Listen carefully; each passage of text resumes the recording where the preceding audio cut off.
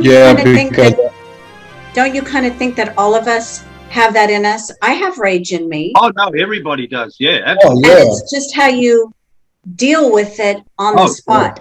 I mean, my anyone daughter who will says tell they're you, not angry is not being honest with themselves, because we've all got different levels of anger. Like what Marcus has been through, anger's anger, but how he's going to react is going to be different to someone like you or Doug or myself. And like, whereas I'm only speaking an analogy, but Marcus, his anger might turn to fist, mine turns to rage, but I'm not always the best fighter. Like, I could probably end up on my ass on the ground sometimes. But the point is, it doesn't get you anywhere. It just doesn't get you no, anywhere. I lost a lot of opportunities with that attitude. But like Diane said, oh, we're gonna still have the anger, but it's about how you apply it. And I already know the next person. That's why I'm like being patient with that. You know what I Yeah, mean? The next person is gonna be very important, and they're gonna get treated a certain type of way. But I'm not really finna let any get with anybody or have just anybody around me.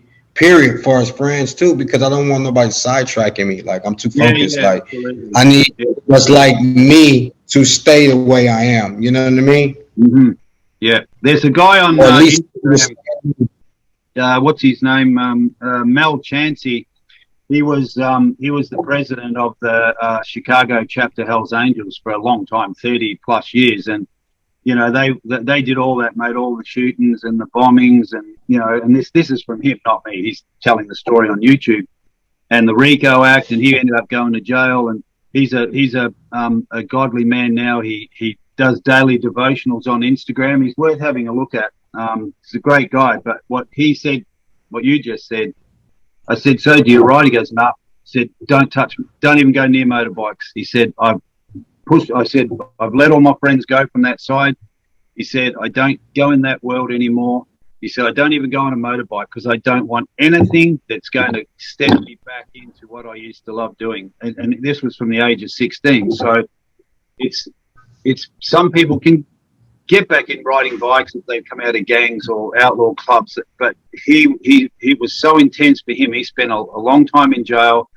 And he just said when he came out, God, came to him inside in jail, and he just came out and said, "That's it.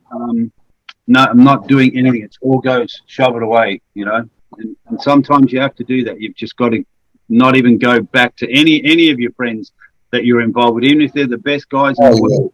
You just can't, because it's something will yeah, happen. absolutely right.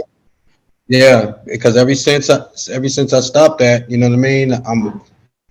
It's a whole different change. Ever since I stopped that, so now I'm on a whole different path. You know what I mean. I try to be around the church people. I even go do the events and help the kids out, and I just try to do anything different. Like I even picked a whole different church, like with different diversities. You know what I mean?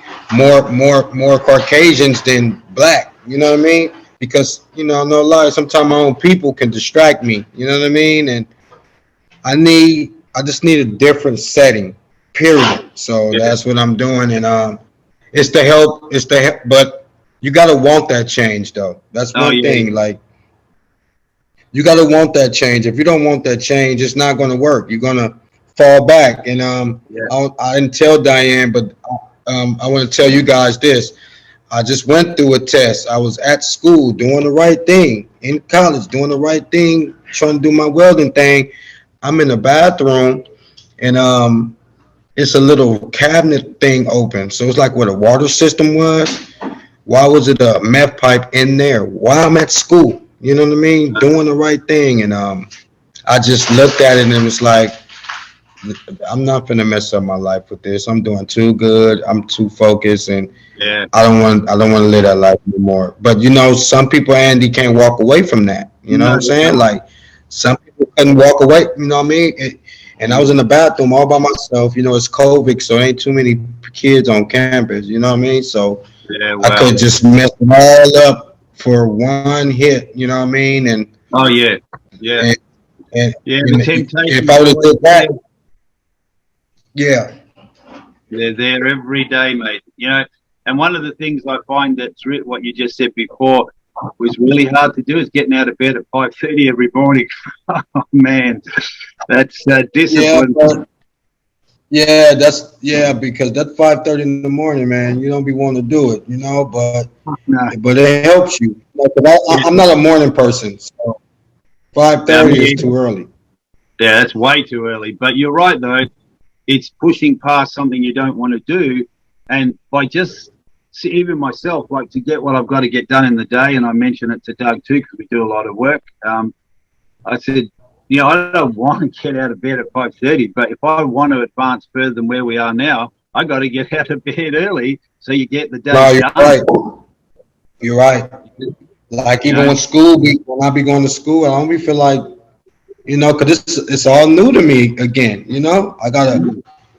You know, I don't want to just go for the certificate. I'm going for the degree. So it's more work. yeah, It's more of a challenge, but I need that. It's gonna keep me afloat. It's gonna keep me doing the right thing. You know.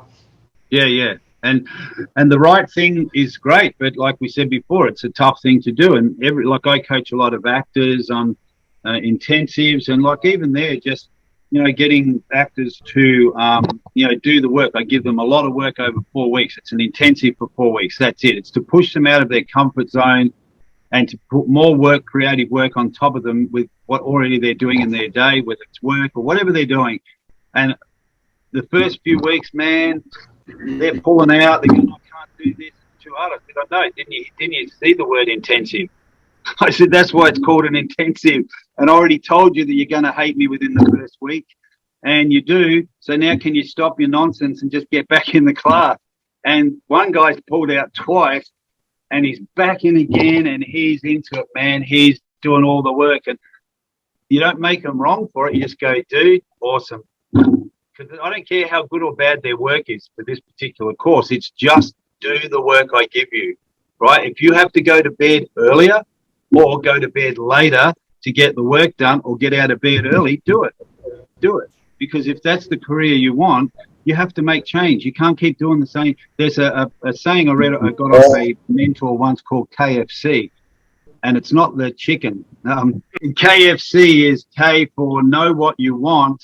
F is find out if you're getting what you want, and C is change what you're doing until you get what you want.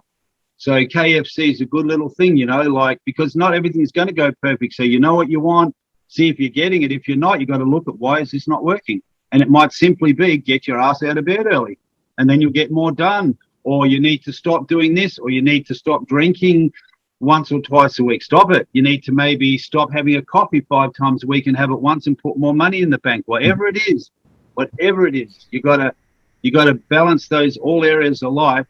And sometimes it's tough, but one of the things I taught myself is how many times do we come in and throw our car keys down or wallet, and then you go, I just put it here. What do you do? Get up and walk? So I went, right, when I walk in my door, I got a little cane basket on the bench. I put my wallet and my keys in there. Do you know now I do it automatically, like you're brushing your teeth, whatever, driving the car, just come in, bang, it's there. Not once have I ever looked for my car keys or my wallet in the last 6 months, because you just create a new habit. That's all it is. Habit of getting out of bed early. And by the end of the day, you actually feel better. You go, wow, I got a lot done today, Yeah. and you're achieving something. Productivity. Yeah. About what? Productivity is the Oh, whole yeah, key to absolutely. It's like, success. yeah, too right. And, like Marcus, I'm sure, knock on wood, I've had a lot of friends, so I'll say one thing first. With the bike club I'm in now, Bikers for Christ, we still mix with outlaw clubs because that's part of our ministry is for bikers, So we still mix with a lot, and I still have a lot of friends there.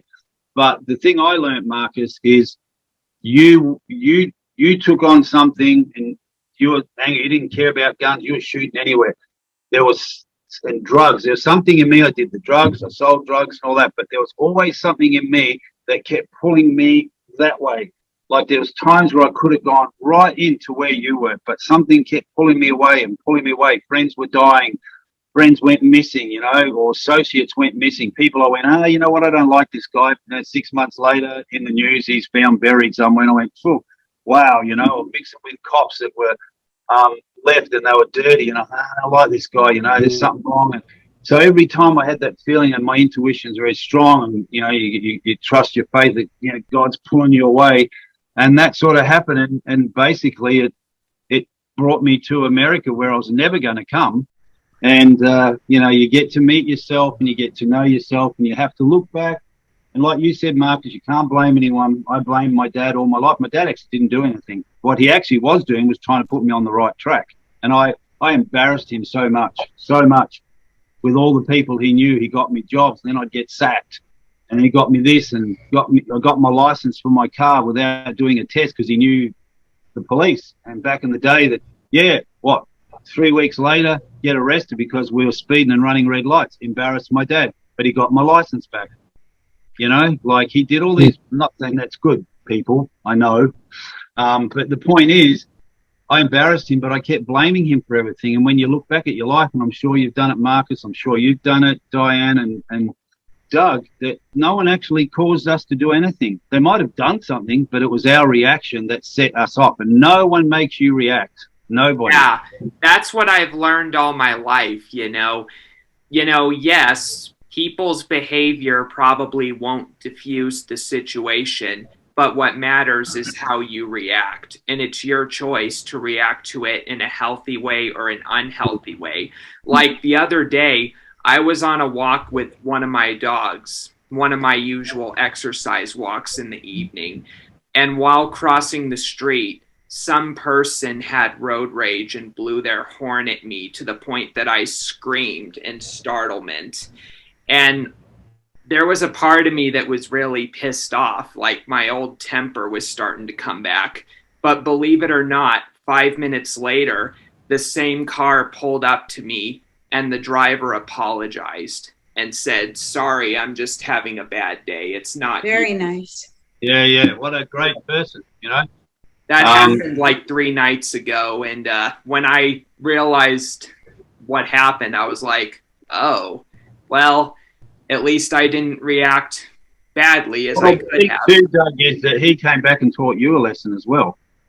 You know, just by coming back, doing what he did. And, you know, like the stories that Marcus has shared, like, I'm not proud of this by any means. Like, I got to remind people when you're talking, you say, yeah, I used to do this. I'm not proud of it. I'm just saying what I did. And I was very angry, and I used to have a lot of road rage. I had a lot of fights, like so many fights. And I'm not a good fighter. I was just angry. The anger could have got me killed. I was lucky that I didn't meet you, Marcus. I probably would have got there. I was just very lucky. Yeah. But, you know. Yeah, that's behind me now, man. I'm real laid back and calm now. It shocks me. Like, when my family seen it, it shocks me. Like, wow, that it can happen. That, you know, you could change. You know what I mean? And and you'll be a great friend for young men too, Marcus, who are coming in through there, and, you know, guys that are in gangs and, you know, think it's all cool until one day they realize it's not cool. And, you know, having people like you, is there someone who can really go, I get it, dude, not making you wrong, I get it, but it ain't going to end up good if you stay in that world. It's just not going to end up good. It never will. It's gonna get worse and worse and worse. You know what I mean? You either go be dead or in jail. You know what I mean? There's always someone tougher, mate. You know that. There's always someone tougher out there. Always. You know, we think, the reason I never joined the clubs is because I knew I wasn't tough. I wanted to be. I don't know why, because I was trying to protect myself to be some guy. Something was missing in my life. I thought I needed to be tough. But I knew deep down when a couple of guys said, hey, man, you know, really want you to come with us and patch up. I just said straight, I said, no. I said, because I'm going to let you down, man. I said, I just haven't got that in me. I said, and we're not talking about crime, doing anything wrong. I said, I just haven't got it in me to put the time there, to be there, because I know me that I'll let you down somewhere. I'm going to let you down because I'm not going to show up. I'm going to be busy doing something else. So it was better that we just stay friends. And I actually appreciate it because they all respected that. They said, okay, cool, man, that's good. Just, you know, just come and go as you please. You're welcome here. So it was good, and I still have some very close friends in that side, and you know we respect each other and what we do, and you know that's the good part of it. And you know what Doug was just talking about a few minutes ago, how you can turn someone around by your attitude. I had two incidents, one here in LA. When I first come here, I'm still doing silly things like in LA road rage, which is ridiculous because the cops don't take for that here. You're in handcuffs and go to jail real quick, right? Mm-hmm. But one day, this guy, I must have done something and just swerved a little bit. It was only slow speed, but he panicked and it was a hot day. And he had no shirt on. He had tattoos and he pulled right up next to my car. The window was down. He was sweating. Man, did he go off, right? And I'm gripping the steering wheel. I'm going, don't do it, don't do it, don't do it, right? And I just looked at him. I said, yeah, sorry, man. I said, what an idiot. I said, I think I must have looked at my phone. I could have smashed your car. I said, I'm so sorry. You know what? I'm not kidding. Within a beat of a millisecond, he looked at me and he went, oh, that's cool, man. God, this dude sweating, no shirt, muscles, tattoos, went, God bless you. He goes, thanks, my man. You have a great day. And he took off and I'm still sitting at the lights going, what just happened then? Like, what happened? He was going to kill someone and then he, God blessed me and said, have a great day. And I went, oh, that's because I said sorry. You know, like sometimes people just want to hear you acknowledge that you just did something stupid. Yeah, you know, sometimes, and I'll just mention this for the record. Yeah, so I've noticed quite a bit of occasions that it's easier to own up to things than it is to keep thinking that you're a perfect person, you know? It's called being humble. Yeah, that's right. Yeah, it's really being humble. The more that we humble ourselves, the easier life gets. Yeah, and I've noticed that with my mom and even with some friends of mine, you know. Sometimes you can even make light of it, you know, with the joke and say, man, I screwed up. Whoops. Yeah, that's right. Yeah. Yeah, totally, mate. Hey, and look, go on, Marcus. Andy. Yes, sir. Not to cut you off. I don't know if you're aware, but I told Doug that I have to do something at 5:30. So I have to leave. That's all good. I'm going to come down and see you at Long Beach. I'm only up in California, so up in LA. So I'm going to come visit you when you're down there. I'll see when you're there and pop down and meet you in person, mate. Love to see you and love to see the Long Beach Center there, you know. Well, I hope you do, and it would be nice. And anytime you need me on, you know, again on any of your podcasts, just tell Diane, and I'll be willing to do it for you. Sorry, I gotta leave right now, but we do this every Wednesday. Yeah, cool, man. No, this is great, and we'll definitely get you back on. And thanks for sharing, man. Like sharing and being so open. And you know what I loved about your share is it was just nothing to impress anyone. It was just you're just telling how it is, man, and how you are. Of course, great. Well, that's how I'm supposed to be because I know I'm changed now, so all that don't bother me. I'm not that person no more, so that's why it's easier for me. Yeah, it's really good. At first it wasn't like that, but now I know that what I'm trying to do, so it's okay. Diane, thank you for the opportunity, and Doug, thank you for the wonderful men. Yeah, they're the hosts of the show, and I just thought it would really be nice for them to get to know somebody from the rescue mission. Oh, absolutely fantastic. I mean, it really was. Appreciate it. Y'all have a good night. God bless. God bless. God bless. Bye, God bless. Andy. Bye, Doug. I hope to see you guys soon. Yeah, sure, mate. Absolutely. Take care. Thank you. Thank you. We'll talk soon. Take care. Okay, everyone. I want to thank everyone for appearing on the show, and we'll see you next week for the next episode of Being Relentless and Unstoppable.